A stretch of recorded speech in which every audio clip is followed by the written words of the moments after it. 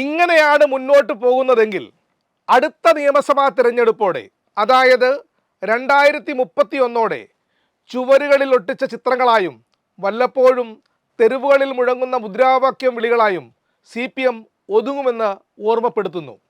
അതിനുള്ള കളമൊരുക്കുന്നതാകട്ടെ CPM തന്നെയാണ്.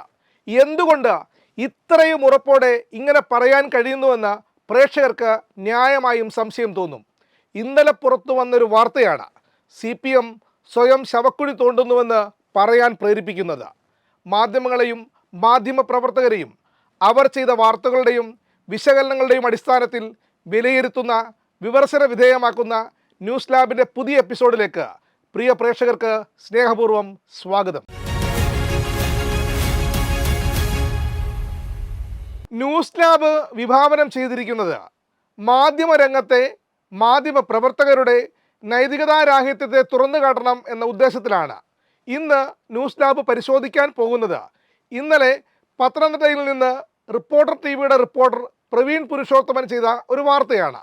വാർത്തയുടെ ഉള്ളടക്കം CPM വിരുദ്ധതയാണ്. അത് ആ റിപ്പോർട്ടറുടെ കുഴപ്പമല്ല.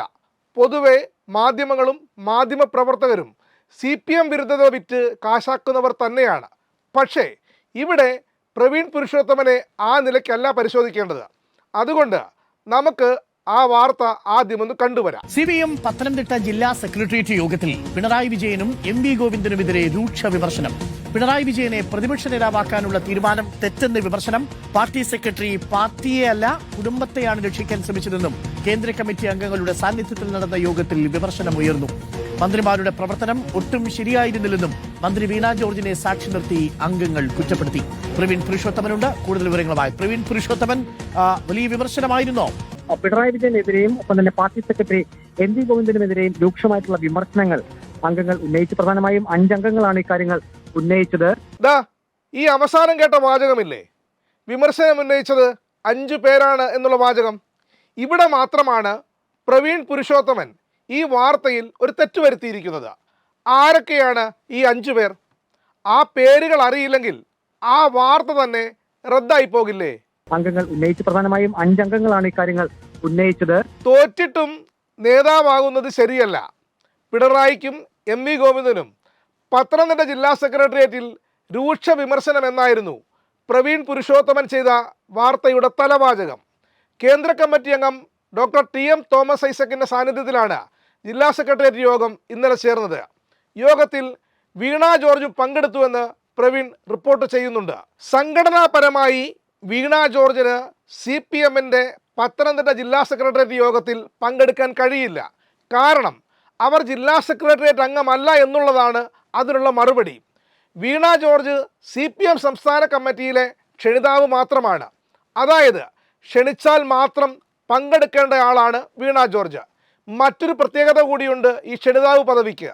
ഏത് ഘടകത്തിലെ ക്ഷണിതാവാണോ അവർക്ക് വോട്ടവകാശം ഉണ്ടാകില്ല എന്നുള്ളതാണ് ആ പ്രത്യേകത. അതായത് CPM സംസ്ഥാന കമ്മിറ്റിയിൽ ഒരു വോട്ടെടുപ്പ് അനിവാര്യമായി വന്നാൽ അതിൽ പങ്കെടുക്കാൻ വീണ ജോർജിന് കഴിയില്ല. അത്തരമൊരു ഘട്ടത്തിൽ കമ്മിറ്റിക്ക് പുറത്തിരിക്കേണ്ട ആൾ മാത്രമാണ് വീണ ജോർജ്. CPMൻ്റെ പത്തനംതിട്ട ജില്ലാ സെക്രട്ടേറിയറ്റ് അംഗമല്ലാത്ത സംസ്ഥാന കമ്മിറ്റിയിൽ ക്ഷണിതാവ് മാത്രമായ വീണ ജോർജ് ജില്ലാ സെക്രട്ടേറിയറ്റ് യോഗത്തിൽ പങ്കെടുത്തു എന്ന് പറയുന്നത് സത്യത്തിൽ അസംബന്ധമല്ലേ? ഇനി അതല്ല, വീണ ജോർജ് പങ്കെടുത്തുവെങ്കിൽ അത് സംഘടനാ കീഴ്വഴക്കങ്ങളുടെ, പാർട്ടി ഭരണഘടനയുടെ ലംഘനമാവില്ലേ? CPM കേന്ദ്ര കമ്മിറ്റി അംഗം പങ്കെടുക്കുന്ന ജില്ലാ സെക്രട്ടേറിയറ്റ് യോഗത്തിൽ വീണ ജോർജ് പങ്കെടുത്തിട്ടുണ്ട് എങ്കിൽ ആദ്യം നടപടിയെടുക്കേണ്ടത് തോമസ് ഐസക്കിനെതിരെയല്ലേ? എന്നാൽ മാധ്യമങ്ങളിൽ വാർത്ത വന്ന് മണിക്കൂറുകൾ പിന്നിട്ടിട്ടും ഇക്കാര്യത്തിൽ വ്യക്തത വരുത്താൻ CPM പത്തനംതിട്ട ജില്ലാ സെക്രട്ടറിയോ നേതൃത്വമോ തയ്യാറായിട്ടില്ല എന്നുള്ളതാണ്. പിണറായി വിജയനെതിരെ മാത്രമല്ല മറ്റു മന്ത്രിമാർക്കെതിരെയും രൂക്ഷ വിമർശനം ഉയർന്നുവെന്ന് പ്രവീൺ പുരുഷോത്തമൻ റിപ്പോർട്ട് ചെയ്യുന്നു. വീണ ജോർജിനെ ഇരുത്തിക്കൊണ്ടായിരുന്നു അത്രേ ഈ വിമർശനങ്ങൾ അത്രയും. ഒപ്പം തന്നെ മന്ത്രിമാരുടെ പ്രവർത്തനം ശരിയായിരുന്നില്ല, അതും ഈ ജില്ലാ സെക്രട്ടേറിയറ്റ് യോഗത്തിൽ ഒരു വിമർശനം വന്നു. അത് വീണ ജോർജിനെ ഇരുത്തിക്കൊണ്ട് തന്നെയായിരുന്നു ആ വിമർശനങ്ങൾ അംഗങ്ങൾ ഉന്നയിച്ചത്. പിണറായി വിജയനെ അതിരൂക്ഷ ഭാഷയിൽ സെക്രട്ടേറിയറ്റ് അംഗങ്ങൾ വിമർശിച്ചു എന്നാണ് പ്രവീൺ റിപ്പോർട്ട് ചെയ്യുന്നത്. MV ഗോവിന്ദനെതിരെയും വിമർശനമുണ്ടായി. പാർട്ടി തകരുമ്പോഴും അദ്ദേഹം കുടുംബത്തെ രക്ഷപ്പെടുത്താൻ ശ്രമിച്ചു എന്നായിരുന്നു വിമർശനം. MP ഗോവിന്ദനെതിരെയും രൂക്ഷ വിമർശനം തന്നെ ഉയർന്നു. അദ്ദേഹം പാർട്ടി തകരുമ്പോഴും കുടുംബത്തെ രക്ഷപ്പെടുത്താൻ ശ്രമിച്ചു, അത്തരത്തിലുള്ള വിമർശനങ്ങൾക്ക് വരെ കാര്യങ്ങൾ പോയി. ഈ വാർത്ത ഏതാണ്ട് പൂർണ്ണമായും പ്രേക്ഷകർക്ക് മനസ്സിലായി എന്ന് ന്യൂസ് ലാബ് കരുതുന്നു. ഇനിയാണ് കാതലായ ചില കാര്യങ്ങൾ ചോദിക്കാനുള്ളത്. PB ഹർഷകുമാർ, PR പ്രസാദ്, ഓമല്ലൂർ ശങ്കരൻ, കോമള മൻരുതൻ, K രാധാകൃഷ്ണൻ, R സൽകുമാർ തുടങ്ങി 11 അംഗ സെക്രട്ടേറിയറ്റാണ് പത്തനംതിട്ടയിൽ ഉള്ളത്. ഇതിൽ ഒരെണ്ണം ഒഴിച്ചിട്ടിരിക്കുകയാണ്. A പത്മകുമാറിന് വേണ്ടി ഒഴിച്ചിട്ടതായിരുന്നുവെങ്കിലും അദ്ദേഹം പാർട്ടിക്കെതിരായി നടത്തിയ ചില പരാമർശങ്ങളും പിന്നീട് ശബരിമല സ്വർണ്ണക്കടത്ത് കേസുമൊക്കെ വന്നതോടെ ഈ ഒഴിവ് ഇതുവരെ നികത്താതെ ഇട്ടിരിക്കുകയാണ്.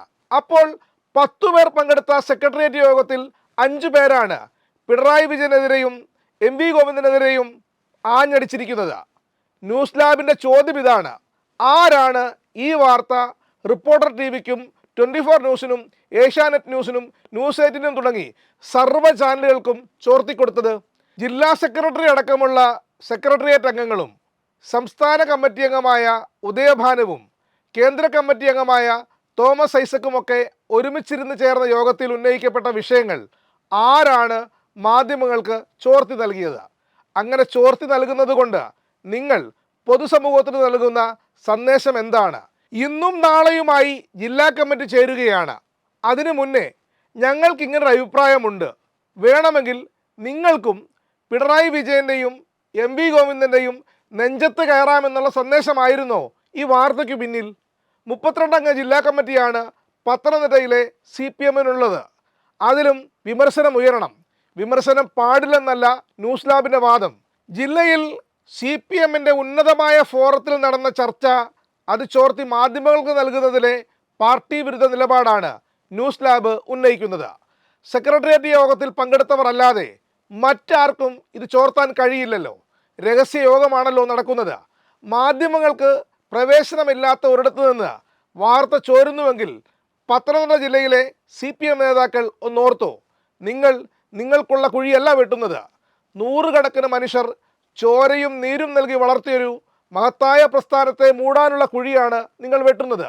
ഇത്രയും ജനക്ഷേമകരവും വികസനോന്മുഖവുമായ ഒരു ഭരണം കാഴ്ചവെച്ചിട്ടും CPM തോറ്റുവെങ്കിൽ അതിന് പിണറായി വിജയൻ മാത്രമല്ലല്ലോ കാരണം. അതിന് എന്തൊക്കെ ഫാക്ടറുകളുണ്ടെന്ന് തിരിച്ചറിയാൻ പോലും കഴിവില്ലാത്ത, മാർക്സിസ്റ്റ് രീതിശാസ്ത്രം ഉപയോഗിച്ച് തോൽവിയെ വിലയിരുത്താൻ ശേഷിയില്ലാത്ത ജില്ലാ നേതൃത്വമാണ് അമ്പേ പരാജയപ്പെട്ടു പോയത്. നിങ്ങളെ ഏൽപ്പിച്ച പണി നിങ്ങൾ ചെയ്തോ എന്ന് ആത്മപരിശോധന ഒന്ന് നടത്തി നോക്ക്. അപ്പോൾ അറിയാം നിങ്ങളൊന്നും ചെയ്തിട്ടില്ലെന്ന്. പത്തനംതിട്ട ജില്ലയിലെ എത്ര CPM ബ്രാഞ്ചുകളാണ് ചത്തതിനൊക്കുമേ ജീവിച്ചിരിക്കലും എന്ന നിലയിൽ ഇഴഞ്ഞിഴഞ്ഞു പോകുന്നത്?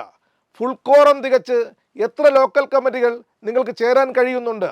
തിരുവല്ലയിലും മല്ലപ്പള്ളിയിലും തുടങ്ങി ഒട്ടനവധി ഏരിയ കമ്മിറ്റികളിലും ഇന്നും നിലനിൽക്കുന്ന പ്രശ്നങ്ങൾ പരിഹരിക്കാൻ നിങ്ങൾ എന്താണ് ചെയ്തത്? ഒരു ജില്ലാ കമ്മിറ്റി എന്ന നിലയ്ക്ക്, അതിൻ്റെ നേതൃത്വമായ ജില്ലാ സെക്രട്ടേറിയറ്റ് എന്ന നിലയ്ക്ക് നിങ്ങൾ സ്വന്തമായി ഏറ്റെടുത്തി നടത്തി വിജയിപ്പിച്ച് എന്തുണ്ട് പത്തനംതിട്ട ജില്ലയിൽ? സ്വയം തോൽവി എന്ന് സമ്മതിക്കാൻ മടിയുള്ളവരാണ് മറ്റുള്ളവരുടെ മേൽ പഴിചാരുന്നത്. ഒരു കാര്യം കൂടി ന്യൂസ് ലാബ് ഓർമ്മപ്പെടുത്തുന്നു: വിമർശനവും സ്വയം വിമർശനവും എല്ലാം നല്ലതാണ്. പക്ഷേ അതൊക്കെയും പാർട്ടി ഘടകങ്ങളുടെ അദൃശ്യ മതിലുകൾക്കപ്പുറത്തേക്ക് പോയിക്കൂടാ. അതുകൊണ്ട് തന്നെ ജില്ലാ സെക്രട്ടേറിയറ്റ് യോഗത്തിൽ ഉയർന്നു വന്ന കാര്യങ്ങളെ പെരുപ്പിച്ച് കാട്ടി CPM നേതൃത്വത്തെ ഒന്നാകെ കുഴപ്പക്കാരെന്ന് വരുത്തി തീർക്കാനുള്ള നിങ്ങളുടെ ത്വരയുണ്ടല്ലോ, അത് അപകടകരമായ പ്രവണതയാണ്. അതൊക്കെയും മാധ്യമങ്ങൾക്ക് ഒറ്റിക്കൊടുത്തവരുണ്ടല്ലോ, അവർ ഒരിക്കലും ദയ അർഹിക്കുന്നില്ല. അതുകൊണ്ട് തന്നെ CPMൻ്റെ പത്തനംതിട്ട ജില്ലാ സെക്രട്ടേറിയറ്റിനെ ഒന്നാകെ പിരിച്ചുവിട്ട് പണിയെടുക്കാൻ താല്പര്യമുള്ള ശേഷിയുള്ള ആളുകളെ കണ്ടെത്തി ആ പദവികളിൽ ഇരുത്തുക എന്നുള്ളതാണ്. അങ്ങനെ കൂടി ഈ പാർട്ടി മാറട്ടെ എന്നെന്താ ഈ ജില്ലാ സെക്രട്ടേറിയറ്റ് അംഗങ്ങൾ തീരുമാനിക്കാത്തത്? ഉത്തരം വളരെ ലളിതമാണ്. പത്തനംതിട്ടയിലെ CPM നേതാക്കൾ മേലനങ്ങി പണിയെടുത്ത് ശീലമുള്ളവരല്ല. വ്യക്തിപരമായ ഒരു പരാമർശം കൂടി നടത്തിക്കൊണ്ട് ന്യൂസ് ലാബിന് വിരാമം കുറിക്കാമെന്ന് കരുതുന്നു. ജോലി ചെയ്ത പല സ്ഥാപനങ്ങളിലും സഹജോലിക്കാർ എന്നെ പരിഹസിക്കാൻ ഉപയോഗിക്കുന്ന ഒരു വാക്കുണ്ടായിരുന്നു: നിങ്ങളുടെ നാട്ടിൽ പിന്നെ സാറുമാരല്ലേ ഉള്ളൂ, സഖാക്കളില്ലല്ലോ എന്നായിരുന്നു ആ പരിഹാസ വാക്കുകൾ. അതുകൊണ്ട് പത്തനംതിട്ടയിലെ CPM നേതാക്കൾ കാണാനും കേൾക്കാനുമായി ഒരു പാട്ടുകൂടി പങ്കുവെക്കാം. കഴിഞ്ഞയിടെ സോഷ്യൽ മീഡിയയിൽ കണ്ടൊരു പാട്ട്, അത് നിങ്ങൾക്ക് ചില കാര്യങ്ങൾ ബോധ്യപ്പെടുത്തി തരും. പുതുപുത്തൻ തമ്പ്രാക്കന്മാർ വളരുന്നത് കണ്ടില്ലേ, പുതുപുത്തൻ തമ്പ്രാക്കന്മാർ വളരുന്നത് കണ്ടില്ലേ, അവനെയും തച്ച് തകർക്കാൻ പടയണികൾ ചേരുക നാം, അവനെയും തച്ച് തകർക്കാൻ പടയണികൾ ചേരുക നാം. ഇക്കൊടി തൊട്ട് കളിക്കണ്ട, ഈ ചെങ്കൊടി തൊട്ട് കളിക്കണ്ട, ചെങ്കൊടി തൊട്ട് കളിച്ചവനാരും ഇല്ലം കണ്ടു മരിക്കും. ന്യൂസ് ലാബിൻ്റെ ഈ ലക്കം അവസാനിക്കുന്നു. അഭിപ്രായങ്ങളും നിർദ്ദേശങ്ങളും കമൻറ്റ് ബോക്സിൽ പങ്കുവെക്കാം. വിമർശനങ്ങളെ ഏറെ സ്നേഹത്തോടെ സ്വാഗതം ചെയ്യുന്നു. നന്ദി, നമസ്കാരം.